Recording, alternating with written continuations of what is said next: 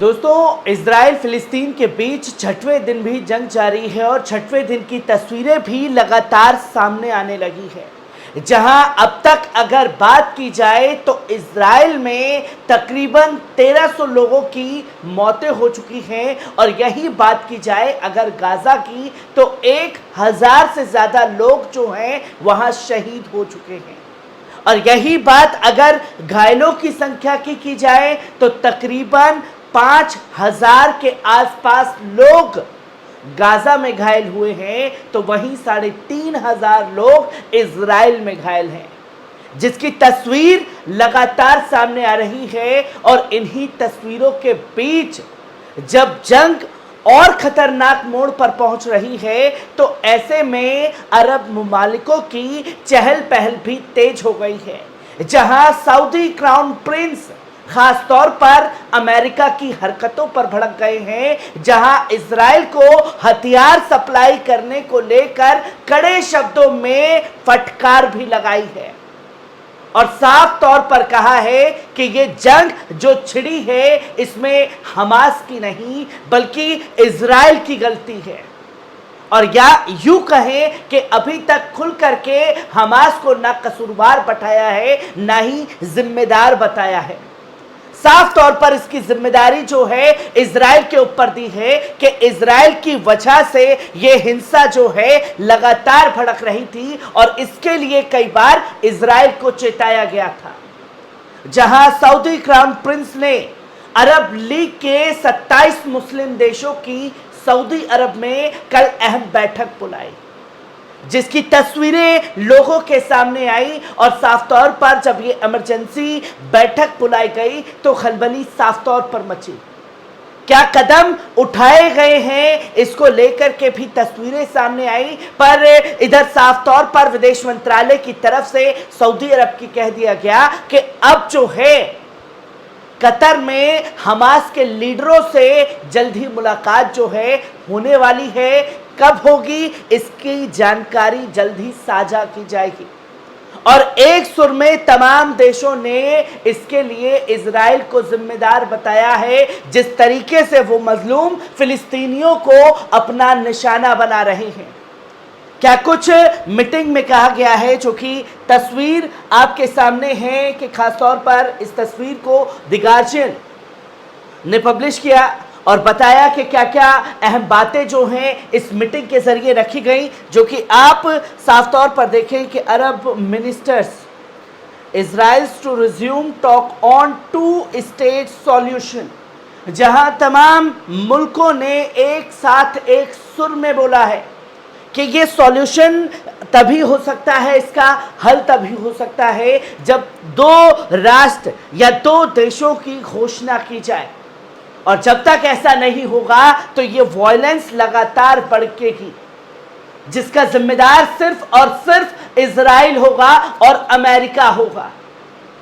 ये तस्वीर सामने आई है कर अरब लीग की, जहां अरब लीग के तमाम नेता जो हैं मुलाकात करते हुए दिखाई दिए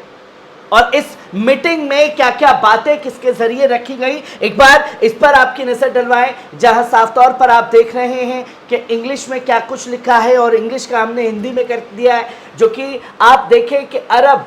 विदेश मंत्रियों ने इजराइल से एक कब्जे वाली शक्ति में अपने अंतर्राष्ट्रीय दायित्वों को पूरा करने 2 राज्य समाधान पर बातचीत पर लौटने का ऐलान किया है, जो फिलिस्तीन के लिए एक व्यवहार्य राज्य प्रदान होगा, जिसकी तस्वीर लोगों के सामने आ जाएगी। पर मामला जो है वो मस्जिद अल अक्सा को लेकर के फंसेगा। इसके लिए फैसला बड़ा लेना जरूरी होगा, जो कि बुधवार को काहिरा में अरब लीग की एक आपातकालीन बैठक में मंत्रियों ने शांति प्रक्रिया को फिर से शुरू करने और फिलिस्तीन मुक्ति संगठन इजराइल के बीच गंभीर बातचीत शुरू करने के महत्व को रखा है, जो कि साफ तौर पर इसमें कहा गया कि शांति तभी हो सकती है जब फिलिस्तीन जो है वो इजराइल मुक्त होगा और जब तक ऐसा नहीं होगा तब तक कोई कदम नहीं उठाया जा सकता। ये कदम दोहरे ट्रैक का हिस्सा है और मुख्य रूप से सऊदी के नेतृत्व वाली पहल का उद्देश्य संकट को कम करना है, लेकिन साथ ही इजराइल को यह स्वीकार करना है कि बातचीत से इनकार करने के कारण हमास के साथ संबंधों में गिरावट आएगी। और अगर ऐसा नहीं होता है तो हमास के तरफ से जो है प्रतिक्रियाएं तेज होंगी।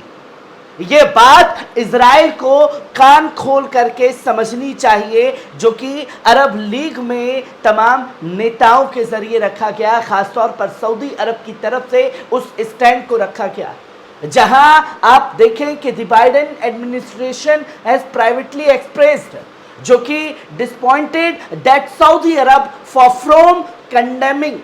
जो कि साफ तौर पर कहा गया कि बिडेन प्रशासन ने निजी तौर पर निराशा व्यक्त की है। सऊदी अरब में हमास द्वारा किए गए क्रूर हमलों की निंदा करना तो दूर,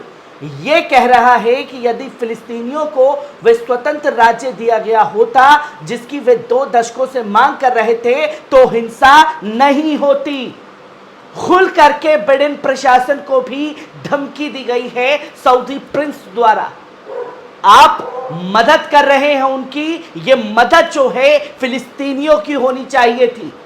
और आप पूरे तौर से हमास को कसूरवार बता रहे हैं। इसके लिए हमास कसूरवार नहीं है, कसूरवार है इजराइल, जहां वॉशिंगटन द्वारा सऊदी अरब की रुख संयुक्त अरब अमीरात द्वारा अपराधों को स्पष्ट रूप से निंदा करने की इच्छा से की जा रही है। और यूएई के स्टेटमेंट के बाद से वॉशिंगटन का जो रुख है वो अलग ही लेवल पर चला गया है, जहां यूएई की तरफ से भी हमास को कसूरवार ठहरा दिया गया। तो वहीं शनिवार को हमास के हमले के बाद से सऊदी विदेश मामलों के मंत्री फैसल बिन फरहान खाड़ी और पश्चिम नेताओं को फोन कर रहे हैं, जिसमें ब्रिटेन के विदेश सचिव जेम्स से बात करना भी शामिल है, और संकट की कम करने की मांग कर रहे हैं। बाद में सऊदी के एक बयान में अंतर्राष्ट्रीय समुदाय से भाईचारे वाले फिलिस्तीनी लोगों की आकांक्षाओं को पूरा करने के लिए एक साथ आग्रह आने के लिए कहा है। रीड आउट में सैन्य अभियानों के परिणाम स्वरूप निहत्थे नागरिकों की सुरक्षा की आवश्यकता का भी उल्लेख किया गया है, जहां सऊदी विदेश मंत्रालय की तरफ से साफ तौर पर सऊदी प्रिंस के द्वारा यह मैसेज भेजा गया। यह भाईचारे का प्रतीक है और इसमें हम फिलिस्तीन के साथ खड़े हुए हैं, और ये क्रूर हमले जो हमारे भाइयों के ऊपर, मजलूम फिलिस्तीनियों के ऊपर बम मारे जा रहे हैं, इसे तुरंत रोकना चाहिए। जिसके लिए सऊदी प्रिंस ने खासतौर पर बात करी ब्रिटेन के विदेश मंत्रालय से, जिसकी तस्वीर लोगों के सामने आई, क्योंकि बीते दिन पहले हलचल तेज हुई थी, खासतौर पर इसकी तस्वीर जब लोगों के सामने आई। तो वहीं प्रारंभिक सऊदी बयान में वृद्धि के लिए निरंतर कब्जे और फिलिस्तीनी लोगों को उनके वैध अधिकारों से वंचित करना जिम्मेदार ठहराया है। सऊदी प्रिंस की तरफ से साफ तौर पर कहा गया कि जो अवैध कब्जा फिलिस्तीनियों की जमीन पर किया जा रहा है, इसका असल कारण वे है जो अब हिंसा के रूप में सामने आई है। सऊदी अरब ने संयुक्त यूरोप खाड़ी सहयोग परिषद में भी एक बड़ी भूमिका निभाई है, जिसने 2 राज्य समाधान का ऐलान किया है। समझा जाता है कि रियाद इस क्षेत्र में विमान वाहक पोत भेजने के अमेरिका फैसले से नाखुश है, जो कि कल मैंने आप लोगों के सामने खबर रखी कि किस तरीके से अमेरिका अपने हथियार जो है वो इजराइल को दे रहा है, जिससे सऊदी प्रिंस नाखुश है और इस कदम को नागवार बताया है। जो कि आप देखें, ये संकेत देते हुए सऊदी फिलिस्तीन मुद्दे को छोड़ने वाला नहीं है। प्रिंस मोहम्मद बिन सलमान ने पहले ही फिलिस्तीन के अध्यक्ष महमूद अब्बास को इस बात पर जोर देने के लिए बुलाया है कि खाड़ी साम्राज्य सभी अंतर्राष्ट्रीय और क्षेत्रीय दलों के साथ जुड़ने के लिए हर संभव प्रयास कर रहा है। जारी वृद्धि को रोकने और क्षेत्र में इसके आगे प्रसार को रोकने के लिए नागरिकों के जीवन को बचाने के महत्व पर बल दिया गया है, जो कि हथियारों की सप्लाई इजराइल को हुई। सऊदी प्रिंस ने तुरंत फिलिस्तीन के मोहम्मद अब्बास जो राष्ट्रपति हैं उनसे बात की और साफ तौर पर कहा कि फिलिस्तीन ऐसे खड़े में अकेला नहीं है, हम तमाम जो अरब ममालिक हैं उससे संपर्क साध करके बड़ा कदम उठाएंगे और हमारा जोर सिर्फ इस बात पर ज्यादा है कि कैसे आम नागरिकों की जिंदगियों को बचाया जा सके जो इजराइल आतंकी सैनिकों का शिकार हो रही हैं। जो कि आप देखें कि क्राउन प्रिंस ने फिलिस्तीन राज्य के निर्माण का उल्लेख किए बिना फिलिस्तीन के लोगों को उनके वैध अधिकारों की खोज में राज्य के अविश्वसनीय समर्थन को भी दोहराया है और साफ तौर पर फिलिस्तीन के समर्थन को भी सऊदी क्राउन प्रिंस द्वारा अपनाया गया है, उसे दोहराया है, खासतौर पर इस मीटिंग में। जो कि सऊदी अरब एक निरंकुश राज्य है जो शाही परिवार की आलोचना तो बर्दाश्त नहीं करता, इसके राजनयिक अरब जनता राय के प्रति सतर्क में एक कारण यह है कि अभी तक इजराइल के साथ संबंधों को सामान्य बनाने संयुक्त अरब अमीरात, बहरीन, मोरक्को, सूडान में शामिल होने के लिए तैयार नहीं है। जो इजराइल फिलिस्तीन की जंग हो रही है इसके लिए तमाम मुल्कों से संपर्क साधा गया और इस मीटिंग के लिए पूरी तरीके से अभी यूएई, मोरक्को और बहरीन शामिल नहीं होना चाहते।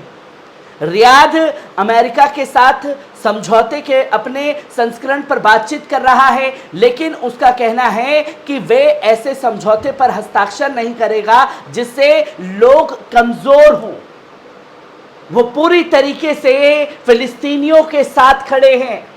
जहां सऊदी अरब का हमास राजनीतिक शाखा के साथ मुख्य रूप से कतर माध्यम से संपर्क है, लेकिन उसके नेतृत्व के साथ संबंध नहीं है। इसने अभी तक हमास पर मध्य पूर्व मेल मिलाप खत्म करने की कोशिश करने का आरोप नहीं लगाया है या ये आरोप नहीं लगाया है कि हमले के पीछे ईरान था। ईरान ने सऊदी से कहा कि वे अमेरिका के साथ कोई समझौता ना करे और चेतावनी दी है कि सऊदी गलत घोड़े का समर्थन करेगा, जो कि साफ तौर पर एक प्रेशराइज बनाने की कोशिश अमेरिका द्वारा सऊदी क्राउन प्रिंस के ऊपर की गई। तो सऊदी क्राउन प्रिंस ने साफ तौर पर बता दिया कि वो ऐसे घड़ी में फिलिस्तीन के साथ में खड़े हैं और कतर के माध्यम से हमास के नेताओं से संपर्क भी साधा जा रहा है,